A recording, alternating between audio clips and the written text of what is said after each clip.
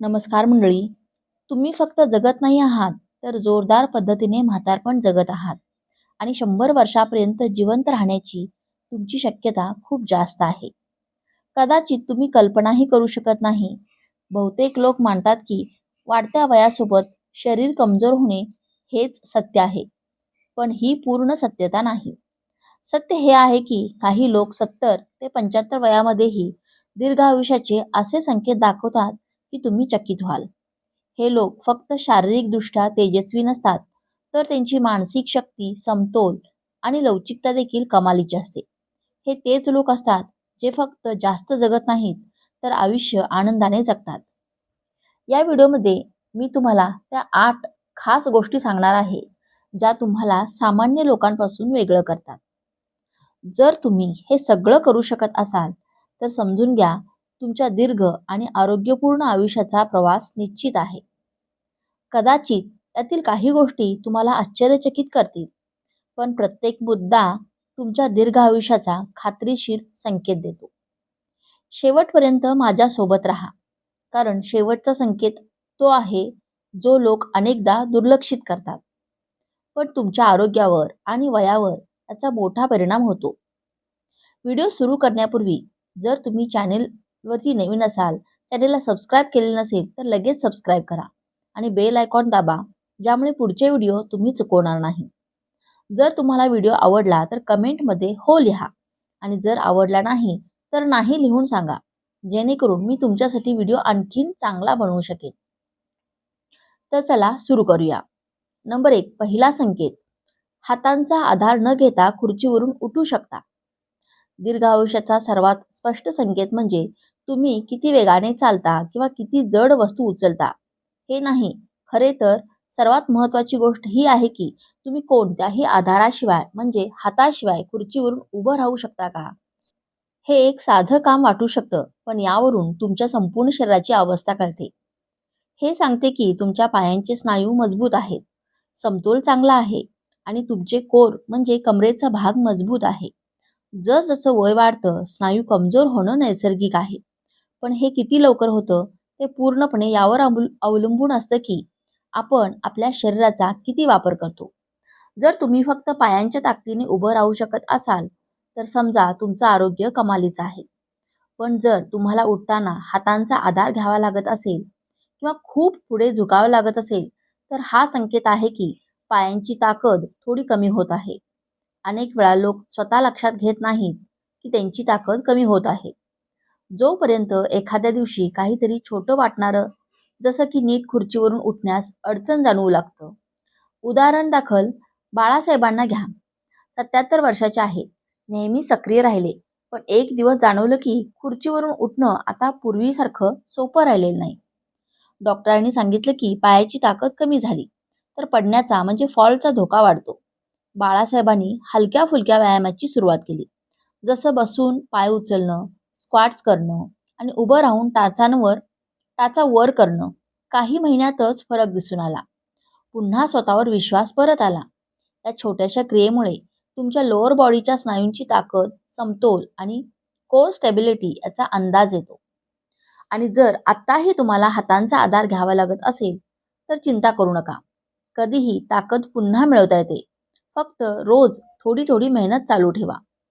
थोडक्यात, जर तुम्ही हाताशिवाय खुर्चीवरून उभं राहू शकता, तर ही जबरदस्त बातमी आहे. हे छोटंसं काम तुमच्या मोठ्या वयाचं आणि चांगल्या आरोग्याचं सर्वात खात्रीशीर पुरावा आहे. नंबर 2, दुसरा संकेत. न थांबता वेगाने चालू शकता. दीर्घ आयुष्याची सर्वात प्रभावी ओळख ही आहे की तुम्ही किती अंतर चालता. हे नाही तर तुम्ही किती वेगाने चालता. जर तुमचं वय 65 ते 80 दरम्यान असेल आणि तुम्ही न थकता वेगाने चालू शकता, तर खात्रीने समजा की तुम्ही खूप थोड्या लोकांपैकी एक आहात.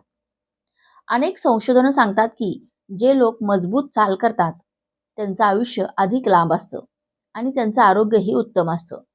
हे फक्त फिटनेस प्रकरण नाही, हे आहे तुमच्या हृदयाच्या आरोग्याचं, फुफ्फुसाच्या ताकदीचं, स्नायूंच्या स्टॅमिनाचं आणि तुमच्या ऊर्जेचं एकत्रित परिणाम. जेव्हा तुम्ही ताकदीने चालता, अगदी तसंच जसं लिफ्ट बंद होण्याआधी पकडण्यासाठी धावावं लागतं, तेव्हा हा संकेत असतो की हृदय, फुफ्फुस आणि पाय हे सर्व सक्रिय आणि मजबूत आहेत. आता स्वतः विचार करा, जेव्हा तुम्ही वॉकला जाता तेव्हा काय तुम्ही एक निर्धार करून वेगाने आणि आत्मविश्वासाने चालता, की पूर्वीपेक्षा खूप हळूहळू चालता? थोडं चाललात की दम लागतो का? तुम्हाला दर थोड्या अंतरावर थांबावं लागतं का? किंवा श्वास सावरावा लागतो का? अशाच प्रकारे सतीश नावाचे 74 वर्षाचे अंकल आहेत. नेहमी सक्रिय राहिले, पण जेव्हा चालायला लागले तेव्हा जाणवू लागलं की आता चाल हळूहळू होत आहे. जिना चढताना श्वास पटकन लागू लागला. त्यांनी स्वतःला तपासायला सुरुवात केली. स्वतःच्या चालण्याचा स्पीड मोजला, मग हळूहळू वेग वाढवला. काहीच आठवड्यात फरक दिसू लागला. चालण्यात अडचण कमी झाली, स्वतःवरचा विश्वास वाढला आणि आता पूर्वीपेक्षा अधिक मजबूत वाटतं. चालणं हे फक्त पोहोचण्यासाठी नसतं, तर तुमच्या एकंदर आरोग्याचं मापदंड असतं. वेगाने आणि सातत्याने चालणारा माणूस सामान्यतः अधिक फिट आणि सक्रिय असतो. आणि हो, चालण्याचे फायदे हे मेंदू सुद्धा प्रभावित करतात. हे स्मरणशक्ती तेज करतो आणि वृद्धापकाळात मानसिक अशक्तपणापासून वाचवतो. जर तुम्हाला माहिती नसेल की तुम्ही कोणत्या स्पीडने चालता, तर एक छोटा टेस्ट सरळ चालत जा. सुमारे 10 फूट, मग चाला. वेगवान करा, जसं लिफ्टचा दरवाजा बंद होणार आहे. जर तुम्ही न थकता न थांबता करू शकत असाल, तर समजा तुम्ही फिट आहात. जर श्वास लागतो तर चिंता करू नका. रोज वॉकला जा. थोडं थोडं चालणं वाढवत जा आणि चांगल्या पोश्चरकडे लक्ष द्या. हे तुमच्या स्टॅमिनाला सुधारेल. हळूहळू फरक दिसेल आणि तुमच्या आयुष्यातील वर्षही वाढू शकतात. म्हणून पुढच्या वेळेस जेव्हा वॉकला जाल तेव्हा तुमच्या वेगाला लक्षात घ्या. जर तुम्ही आजही वेगाने चालू शकता, तर हे तुमच्या शरीराचे जोरदार कामकाज करत असल्याचं सुपरचिन्ह आहे. जर तुम्ही हा व्हिडिओ अजूनही पाहत असाल आणि तुम्हाला या गोष्टी उपयुक्त वाटत असतील, तर कमेंटमध्ये मला हा व्हिडिओ खूप उपयुक्त वाटत आहे असे नक्की लिहा. त्यामुळे हे समजेल की कोण कोण इथवर पोहोचलंय. नंबर 3, तिसरा संकेत. एका पायावर 10 सेकंदापर्यंत संतुलन ठेवू शकता का? बॅलन्स म्हणजे संतुलन. ही ती गोष्ट आहे ज्याविषयी बहुतेक लोक तेव्हाच विचार करतात जेव्हा यात अडचण येऊ लागते. पण सत्य हे आहे की जर तुम्ही 65 ते 80 वयामध्येही न डगमगता एका पायावर किमान 10 सेकंद उभं राहू शकता, तर खात्रीने समजा की तुम्ही उत्तम स्थितीत आहात. संशोधन सांगतं की ज्यांचा बॅलन्स चांगला असतो त्यांचं आयुष्यही अधिक लांब असतं आणि अपघाताचा धोका कमी असतो. संतुलन टिकवणं फक्त पडणं टाळण्यापुरतं मर्यादित नाही. हे तुमच्या संपूर्ण नर्वस सिस्टीम, स्नायू आणि रिफ्लेक्सच्या चांगल्या कामकाजाचं संकेत असतं. जेव्हा तुम्ही एका पायावर उभं राहता, तेव्हा डोळे, कान आणि शरीराची पोझिशन, सास हे तिन्ही एकत्र काम करतात. यातील कोणत्याही सिस्टीमामध्ये अडचण आली की बॅलन्स सगळ्यात आधी बिघडतो. विचार करा, जेव्हा तुम्ही बूट घालताना उभं राहून संतुलन राखता का, की भिंतीचा आधार घ्यावा लागतो? अनेकदा बॅलन्सची कमजोरी हळूहळू येते आणि कळतही नाही. एखाद्या दिवशी पाय घसरतो तेव्हा जाणीव होते. प्रमोद नावाचे 76 वर्षांचे अंकल घ्या. एक दिवस पॅन्ट घालताना बॅलन्स बिघडला. बस, तोच त्यांचा वेकअप कॉल झाला. बॅलन्ससाठी छोटे छोटे व्यायाम सुरू केले, जसं heel raise side, leg lift आणि एका पायावर 10 सेकंद उभं राहणं. काहीच आठवड्यात सुधारणा दिसली. फक्त संतुलन नाही, स्वतःवरचा विश्वास सुद्धा वाढला. जर तुम्हाला जाणून घ्यायचं असेल की तुम्ही कुठे उभे आहात, तर बेसिक टेस्ट करा. टेबल किंवा स्लॅबच्या जवळ उभे राहा. एक पाय वर करा. तुम्ही आधाराशिवाय 10 सेकंद टिकू शकता का? जर होय, तर उत्तम. नसेल तर रोज थोडं प्रॅक्टिस करून सुधारणा होऊ शकते. थोडक्यात चांगल्या संतुलनाचा अर्थ आहे की तुम्ही येणाऱ्या वर्षापर्यंत तुमचं काम स्वतः करू शकता. पुढच्या वेळी जेव्हा किराण्याच्या लाईनमध्ये उभे असाल किंवा दात साफ करत असाल, तेव्हा ट्राय करा. एका पायावर 10 सेकंद न डगमगता करू शकला, तर समजा आरोग्य सुपर आहे. नंबर 4, चौथा संकेत. तुम्ही मित्र आणि समाजाशी जोडलेले राहता. आता बोलूया चौथ्या संकेताबद्दल, जो कमालीचा आहे. जर तुम्ही आजही मित्र, कुटुंब आणि शेजाऱ्यांशी जोडलेले असाल, तर तुमच्यात खूप पॉझिटिव्ह एनर्जी आहे. ज्या वयात अनेक लोक एकटेपणाचे शिकार होतात, तिथे जर तुम्ही संभाषण, हाशामस्करी किंवा एखाद्या सोसायटीच्या फंक्शनचा भाग राहता, तर तुमचा मेंदू आणि हृदय दोन्ही तरुण आहेत. अनेकदा लोक विचार करतात चांगल्या आरोग्यासाठी फक्त अन्न, व्यायाम आणि औषध पुरेसे आहेत. पण नात्यांचाही तितकाच मोठा वाटा असतो. सतत लोकांमध्ये राहणं, गोष्टी सांगणं, गप्पा मारणं, कोणाची साथ देणं, हे सगळं तुमच्या मेंदू आणि हृदय दोन्हीला मजबूत करतं. संशोधन सांगतं की जे लोक एकटे राहत नाहीत त्यांना डिप्रेशन, ताणतणाव किंवा विस्मरण यांचा धोका खूपच कमी असतो. आता जर तुम्ही विचार केला की तुमची दिनचर्या कशी आहे, तुम्ही दररोज कुणाशी तरी बोलता का? नातेवाईक, शेजारी किंवा मित्रांशी तुम्ही कुठल्या ना कुठल्या इव्हेंटमध्ये किंवा पूजा किंवा समाजसेवेत सहभागी होता का? की आठवड्याभरापर्यंत कुणाशीही बोलत नाही? रुपाली 72 वर्षाच्या आहेत. त्यांच्या पतीच्या जाण्यानंतर त्या खूप एकट्या पडल्या होत्या. पण त्यांनी ठरवलं की स्वतःला घरात बंद करायचं नाही. कॉलनीच्या ग्रुपमध्ये सक्रिय राहिल्या, पार्कमध्ये फिरायला जायला लागल्या आणि ऑनलाईन क्लासेस जॉईन केले. हळूहळू त्या पुन्हा आनंदी राहायला लागल्या. चेहऱ्यावरचे तेज परत आले. हेच आहे सोशल कनेक्टिव्हिटीचं कमाल. जर आता असं वाटत असेल की तुम्ही इतरांपासून दूर झालात, तर एक छोटं पाऊल उचला. फोन लावून एखाद्या जुन्या मित्राशी बोला किंवा जवळच्या पार्क ग्रुपचा भाग बना. जितकं तुम्ही लोकांमध्ये राहाल, तितकीच तुमचे आयुष्य वाढेल आणि हृदय खुश राहील. नंबर 5, पाचवा संकेत, तुम्ही आजही नवीन गोष्टी शिकण्याचा प्रयत्न करता. तुम्ही आजही नवीन काम शिकण्यात रस घेता का? जसे एखादी नवीन भाषा, एखादा मोबाईल ॲप किंवा नवीन पुस्तक किंवा एखादा नवीन छंद. जर हो, तर तुम्ही खूप वेगळे आहात. कारण मेंदू चालू असेल तर वय काहीही असो, मेंदू नेहमी जिवंत राहतो. अनेक लोक म्हणतात काय करायचं, आता काय नवीन शिकायचं. पण खरं तर नवीन गोष्टी शिकणं हे मेंदूचं व्यायाम आहे. यामुळे नवीन आठवणी तयार होतात, विचार करण्याची क्षमता वाढते, शक्ती वाढते आणि मानसिक आजारांपासून संरक्षण होतं. उदाहरणार्थ, नानासाहेब 75 वर्षाचे आहेत. ते लॉकडाऊनमध्ये कम्प्युटर चालवायला शिकले, ज्यामुळे आपल्या नातवाशी व्हिडिओ कॉल करू शकतात. हळूहळू ते फेसबुक आणि व्हॉट्सअप पण वापरायला लागले आणि आता स्वतः ऑनलाईन बिलही भरतात. त्यांचा आत्मविश्वासच भन्नाट झाला. जर तुम्हाला वाटत असेल की मेंदू मागे पडतोय, तर घाबरू नका. कुठलीही नवीन गोष्ट पकडा. कोडी, सुडोकू, गाण्याच्या ओळी लक्षात ठेवणं, नवीन गेम ट्राय करणं किंवा एखाद्या मुलाला होमवर्कमध्ये मदत करणं. दरवेळी नवीन करू शकाल, मेंदूचं कुलूप उघडेल आणि मेंदू तरुणच राहील. नंबर 6, सहावा संकेत, तुम्ही दररोज चालता, हालचाल करता किंवा हलका फुलका व्यायाम करता. दीर्घ आयुष्यासाठी फक्त मोठा व्यायाम आवश्यक नसतो. लहान सहान हालचालीही कमालीचा परिणाम देतात. तुम्ही आजही स्वतःहून फिरायला जाता का?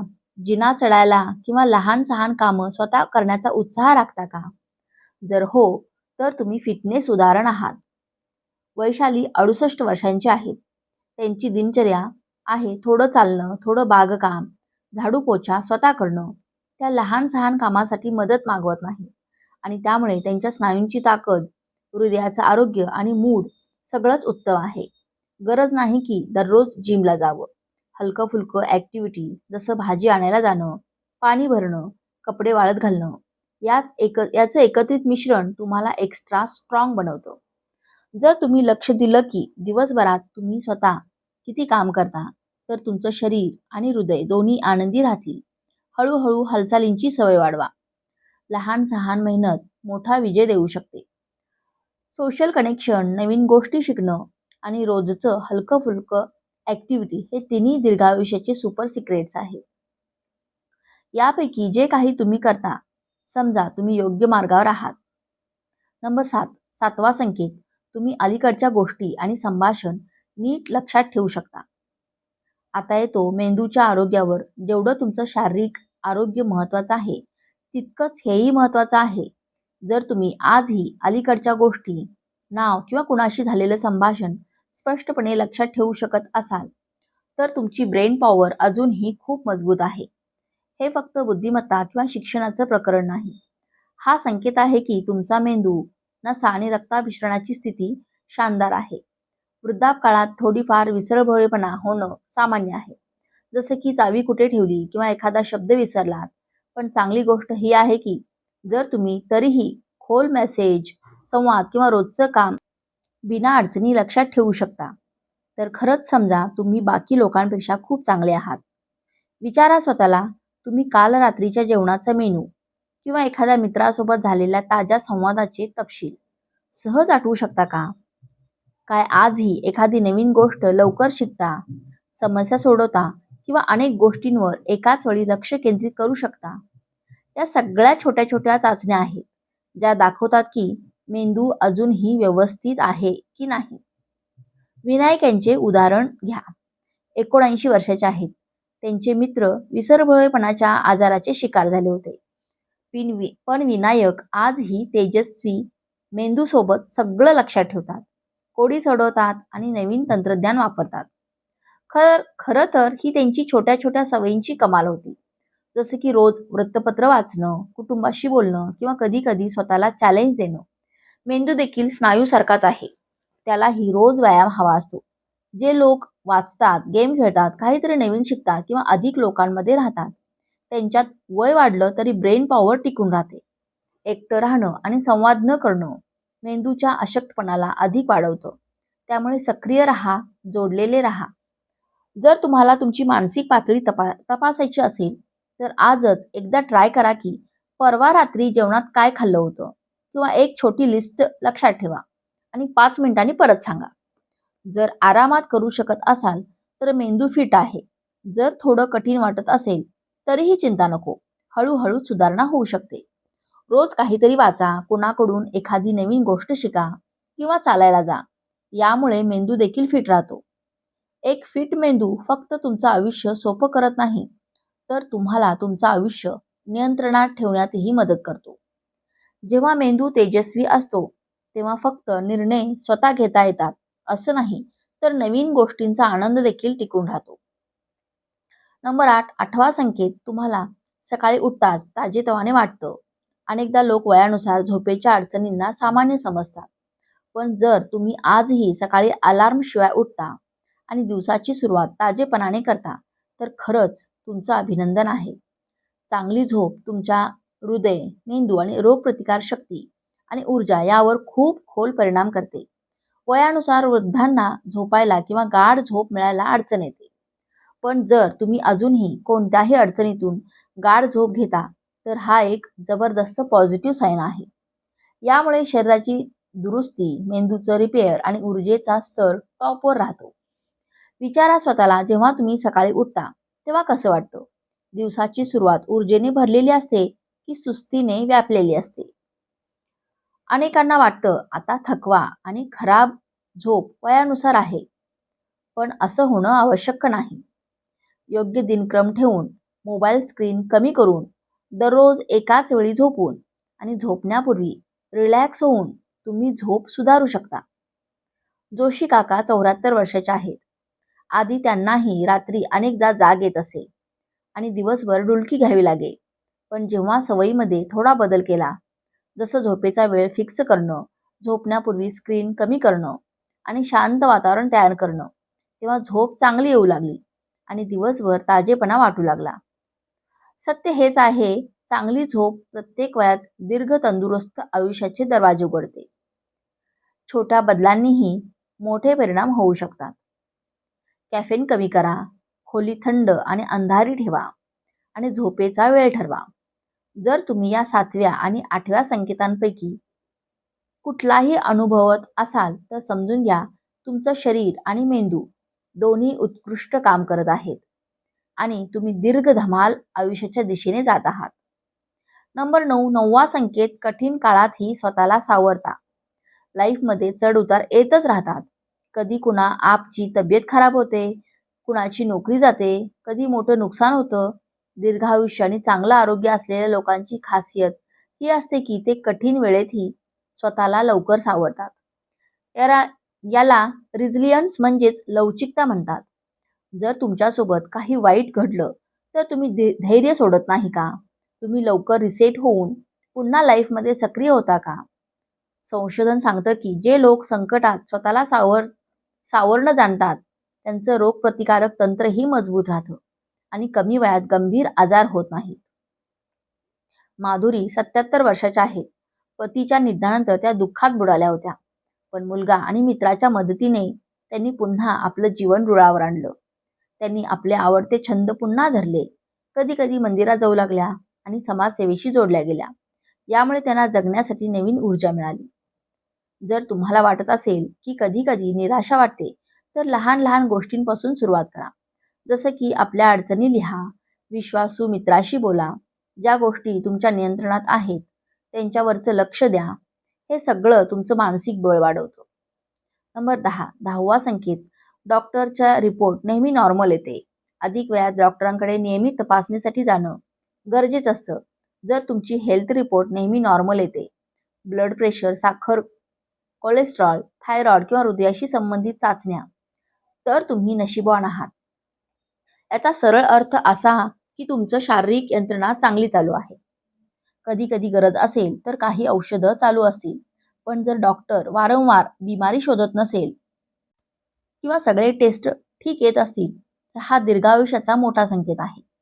अनेक वेळा छोट्या छोट्या जीवनशैलीतील बदल, जसं दररोज चालणं, संतुलित आहार, व्यसन टाळणं, हे सगळे एकत्र मिळून तुमच्या रिपोर्टला वर्षानुवर्षे नॉर्मल ठेवतं. अनेक वृद्ध लोकांना जेव्हा विचारलं गेलं की त्यांचा रिपोर्ट इतकी वर्ष नॉर्मल कसा राहतो, तेव्हा उत्तर मिळालं, घाबरू नका. गरज असेल तर डॉक्टरांकडे जा. स्वतःहून उपचार करू नका आणि ऑनलाईन फॅक्च्युअल गोष्टींऐवजी एक विश्वासार्ह डॉक्टरांचा सल्ला घ्या. नंबर 11, 11वा संकेत, तुम्ही स्वतःसाठी आजही छोटे छोटे उद्दिष्ट ठरवता. जे लोक नेहमी लाईफमध्ये काही ना काही उद्दिष्ट ठेवतात, जरी ते लहान असलं तरी, जसं की आज पार्कमध्ये 2 किलोमीटर वॉक करणं किंवा बागेत 5 रोप लावणं किंवा कुणाचा वाढदिवस लक्षात ठेवणं, त्यांच्यात सकारात्मकता आणि जगण्याची इच्छा इतरांपेक्षा खूप अधिक असते. दीर्घ आयुष्यासाठी जीवनात उद्दिष्ट असणंही गरजेचं आहे. जर तुम्ही स्वतःशी दररोज किंवा आठवड्यातून एक हलकं फुलकं उद्दिष्ट ठेवत असाल, तर हे तुमचा मेंदू, हृदय आणि आत्मा सगळ्यांना सक्रिय ठेवतो. हे तुम्हाला पलंगाबाहेर उठण्याचं कारण देतं, विचारात सकारात्मकता आणतं आणि एकटेपणा किंवा नैराश्य दूर करतं. सौ उषाताई 73 वर्षाच्या आहेत. त्यांनी निवृत्तीनंतर दर महिन्याला एक नवीन पुस्तक वाचण्याचे टार्गेट ठेवले. मुलांना गोष्टी सांगण्याचं उद्दिष्ट ठेवलं आणि स्वतःची बर्थडेट लिस्ट तयार केली. यामुळे त्यांना नेहमी काहीतरी नवीन करण्याचा उत्साह मिळत राहतो. जर या 11 पैकी बहुतेक चिन्ह तुमच्यात असतील, तर तुम्ही खरंच दीर्घ, निरोगी आणि आनंदी आयुष्य जगण्याच्या मार्गावर आहात. धैर्य, संतुलन, तेजस्वी मेंदू, सकारात्मक विचार, दिनचर्या, मित्र आणि आरोग्यदायक शरीर यांचे एकत्रित परिणामच सर्वात मोठं रहस्य आहे. वयात बदल घडवणे हे तुमच्या हाती आहे. लहान लहान चांगले बदल करून तुम्ही संपूर्ण कुटुंबासाठी आणि समाजासाठी एक आदर्श ठरू शकता. तुम्हाला हा व्हिडिओ कसा वाटला कमेंट करायला विसरू नका. स्वतःची काळजी घ्या. चालत राहा. धन्यवाद.